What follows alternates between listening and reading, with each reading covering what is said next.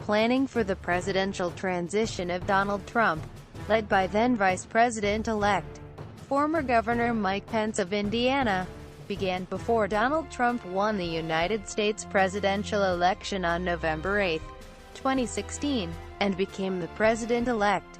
The transition was formerly led by Chris Christie until he and a number of his supporters were replaced or demoted on November 11. The transition ended when he was inaugurated at noon East on January 20, 2017.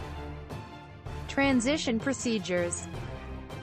In accordance with the Pre-Election Presidential Transition Act of 2010, candidate transition teams are provided office space by the General Services Administration, GSA.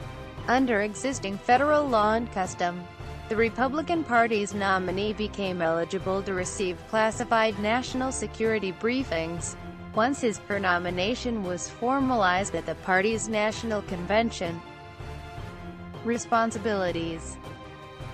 Key responsibilities of a presidential transition include the identification and vetting of candidates for approximately 4,000 non-civil service positions in the U.S. government whose service is at the pleasure of the president, arranging the occupancy of executive residences including the White House, One Observatory Circle, and Camp David, liaising with the United States Strategic Command for receipt of the gold codes, and briefing senior civil service personnel about a new administration's policy priorities. Recent developments. A law enacted by the United States Congress in 2016 amending the Presidential Transition Act requires the incumbent president to establish transition councils by June of an election year to facilitate the eventual handover of power. The National Academy of Public Administration, NAPA, meanwhile, launched a new program called Transition 2016 in 2016, led by Ed DeSavant David S. C. Chu. The program was described by NAPA as one which provides management and procedural advice to the leading candidates in establishing transition teams. Timeline.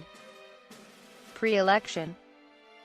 In April 2016, representatives from the Trump campaign, as well as the campaigns of 4 other then-running Republican candidates, met in New York with representatives of the Partnership for Public Service to receive a 2-day briefing and overview of the transition process.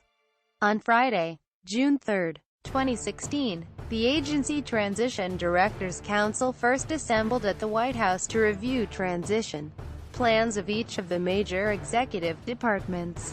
Neither the Trump nor Clinton campaigns sent representatives to this initial meeting. At about the same time, the White House began transferring its preceding 8 years of accumulated electronic files to the National Archives and Records Administration's Electronic Record Archive for preservation. The transition planning came under heavy criticism for lagging behind other recent transition planning efforts when it was shown to have hired only a handful of staff by late July. During the first week of August, the Trump Transition Office was officially opened. The same month, William F. Hagerty, a former member of Mitt Romney's transition team, was named Director of Appointments while John Rader, a senior aide to United States Senate Foreign Relations Committee Chair Bob Corker, was retained in the position of Deputy Director of Appointments. In an example of how removed the transition process is from the tumult and rancor of the campaign, representatives of the Trump and Clinton transition teams began holding a series of meetings with each other, and with White House officials, to plan details of the transition process. By October, it was reported the transition team had grown to more than 100 staff, many of whom were policy experts brought aboard to compensate for a dearth of policy staff employed by the Trump campaign. A November 9 memo from Ash Carter to the United States Armed Forces informed them of the pending transfer of military command. Immediate post-election. In the early hours of November 9, 2016, media outlets reported Trump would secure enough votes in the Electoral College to be chosen the 45th President of the United States. Hillary Clinton conceded the election later that day. Security enhancements. Prior to Trump's return to his private residence at Trump Tower, the United States Secret Service initiated unbelievable security measures, including closing East 56th Street to all traffic, reinforcing a cordon of sand-laden dump trucks that had been placed around the building the night before to defend the site from being rammed with a car bomb, and deploying New York City Police Department tactical teams around the skyscraper. The FAA, meanwhile, ordered a flight restriction over Midtown Manhattan. Trump business interests. Following the election, Trump began transferring control of the Trump Organization to the company's other executives, including his three oldest children, Donald Jr., Ivanka, and Eric. At a press conference on January 11, 2017, Trump said he and his daughter Ivanka will resign all management roles with the Trump Organization by Inauguration Day, January 20th. Its assets will be put into a trust run by his two oldest sons Donald Jr. and Eric, together with existing Chief Financial Officer Ellen Weisselberg. Beginning of transition process. Shortly after noon on November 9th, outgoing President Barack Obama made a statement from the Rose Garden of the White House, in which he announced that he had spoken the previous evening with Trump and formally invited him to the White House the next day, November 10th, for discussions to ensure that there is a successful transition between our presidencies. President Obama said he had instructed his staff to follow the example of the George W. Bush administration in 2008, who he said could not have been more professional or more gracious in making sure we had a smooth transition. The same day, United States Secretary of Defense Ash Carter issued a memo to the United States Armed Forces, informing them of the pending transfer of national command authority to a new administration. By the afternoon of November 9th, a transition website, #GreatAgain.gov, had been launched. The website provided information on transition procedures and information for the media. At 11:00 a.m. on November 10th, the President and President-elect held a private, 90-minute meeting at the White House, which was followed by a joint media availability in the Oval Office with a press pool composed of journalists from Reuters, Voice of America, Bloomberg, the Associated Press, Agence France-Presse, ABC News, and McClatchy Syndicate.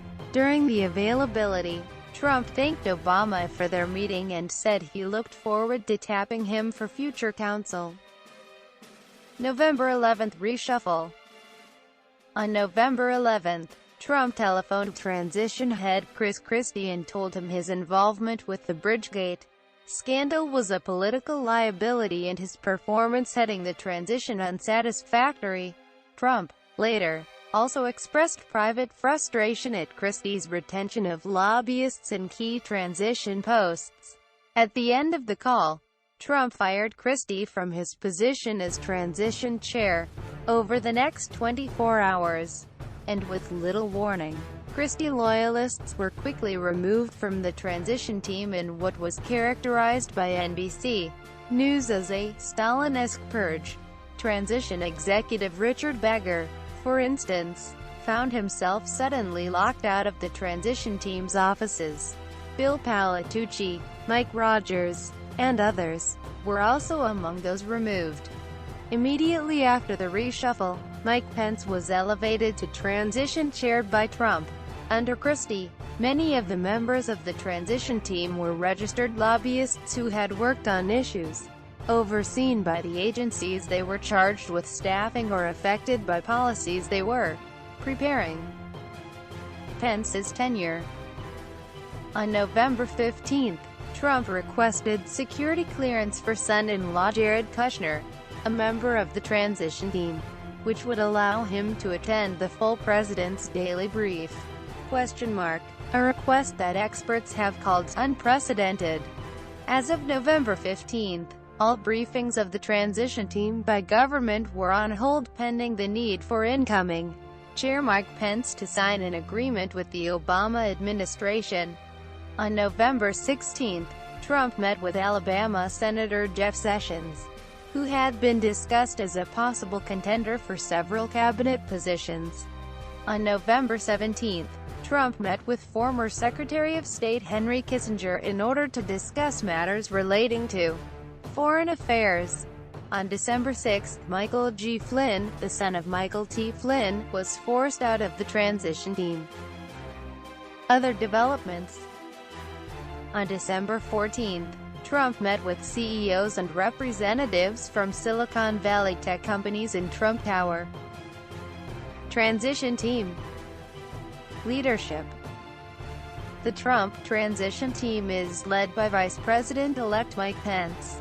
It originally had 6 vice chairs, which was expanded on November 29, 2016 to 13 vice chairs. Ben Carson, Chris Christie, previously head of the transition from May 2016 through Election Day. Michael Flynn, incoming National Security Advisor. Newt Gingrich, Rudy Giuliani, Jeff Sessions, incoming Attorney General, with the addition of K.T. McFarland, incoming Deputy National Security Advisor. Gov. Mary Fallon, Sen. Tim Scott, Rep. Marsha Blackburn, previously on the Executive Committee. Rep. Kathy McMorris Rogers, Rep. Tom Reed, and outgoing Rep. Cynthia Lummis. Rebecca Mercer, Director of the Mercer Family Foundation and daughter of Major Trump and Cruz donor Robert Mercer. Reince Priebus, Republican National Committee Chairman, named incoming White House Chief of Staff on November 13. Anthony Scaramucci, hedge fund manager and founder of investment firm Skybridge Capital, formerly at Goldman Sachs. Peter Thiel, co-founder of PayPal, now a venture capitalist involved in several groups including Clarium Capital and Founders Fund. Structure and staff. Former Ohio Secretary of State Ken Blackwell is leading appointment selections for positions involving domestic issues. An organizational chart of the transition team has been made public by the New York Times. Economic issues, led by David Malpass, the former chief economist at Bear Stearns, and William L. Bill Walton, who heads the private equity firm Rappahannock Ventures and Rush River Entertainment. Walton is vice president of the Council for National Policy and a senior fellow for Discovery Institute, a Center on Wealth, Poverty and Morality. Domestic issues, led by Ken Blackwell, the former mayor of Cincinnati, treasurer of Ohio, and Secretary of State of Ohio. The policy side has 3 senior leaders including Adu Machida as Director of Policy Implementation, Andrew Bramberg as Executive Legal Action Lead, and Carlos Diaz-Rocio as Executive Authority Advisor. Bramberg is Senior Advisor and Chief of Staff for U.S. Health and Human Services for George W. Bush administration and advisor to Senate Majority Leader Mitch McConnell and for presidential bid of Wisconsin Gov. Scott Walker. He was previously reported to be serving the transition as an advisor on health issues. Energy independence, led by Michael Catanzaro, an energy lobbyist whose clients include American fuel and petrochemical manufacturers, Hess, Devon Energy, and Encana Oil and Gas. Regulatory reform, led by Rob Gordon, who serves as staff director, senior policy advisor for the House Natural Resources Committee, Oversight and Investigations Subcommittee. Transportation and infrastructure, led by Martin Whitmer, a lobbyist at Whitmore and Worrell whose client include the American Association of Railroads, National Asphalt Pavement Association and the Utilities Technology Council. Financial services reform, led by Brian Johnson, Chief Financial Institutions Counsel for the House Financial Services Committee. Healthcare Reform, led by Paula Stannard, former Deputy General Counsel and Acting General Counsel of HHS and currently a lawyer at Alston and Bird.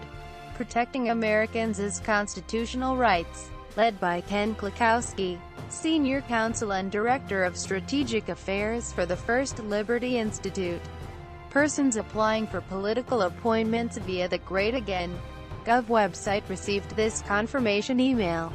James Carafano, a senior fellow at the George Washington University Homeland Security Policy Institute and former professor at the U.S. Naval War College, is leading appointment selections to the U.S. State Department.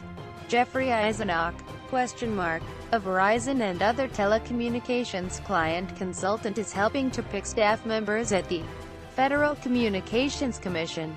Robert Smith Walker, former member of Congress from Pennsylvania and chair of the Hydrogen and Fuel Cell Technical Advisory Committee of the U.S. Department of Energy, is advising the transition on space policy. Large numbers of foreign policy advisors are seeking to leave the White House team, unwilling to work with Trump's team. Cabinet designees. The following have been named as cabinet appointees by the president-elect.